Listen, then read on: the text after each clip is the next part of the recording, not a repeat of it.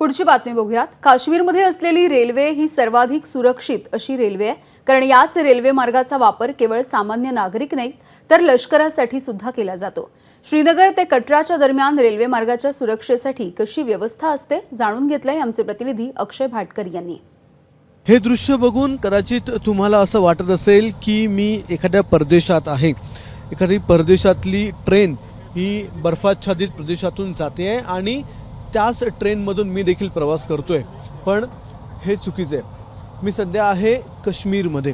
अनेक वेळा आपण सोशल मीडियामधून बघितलेलं आहे, वेगवेगळ्या स्वित्झर्लंड किंवा अमेरिका, कॅनडा इथल्या ज्या ट्रेन्स आहेत त्या अशाच बर्फाच्छादित प्रदेशातून जात असतात, पण आपल्या काश्मीरमध्ये देखील अशीच ट्रेन ही भारतीय रेल्वेने प्रचंड मेहनत करून ही तयार केलेली आहे।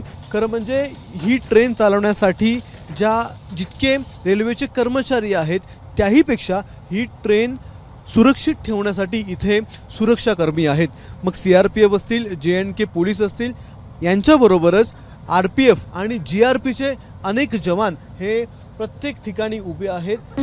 हा जो माणूस उभा आहे तो मोबाईलवरून व्हिडिओ इथे काढणार आहे आणि मोबाईलवरून व्हिडिओ काढून या सगळ्या सिक्युरिटी पर्सनलचा, या सगळ्या सुरक्षाकर्मींचा एक महत्त्वाचं सेंटर आहे त्या सेंटरला पाठवणार की ही ट्रेन इथून पास झाली आणि सुरक्षितरित्या पास झालेली आहे। CRPF, army, JNK police, GRP आणि RPF अशा सगळ्यांचं मिळून एक नेटवर्क या ठिकाणी आहे, त्यामुळे कमीत कमी ह्या ठिकाणी अशा घटना, ज्या अप्रिय घटना आहेत त्या होणार आहेत।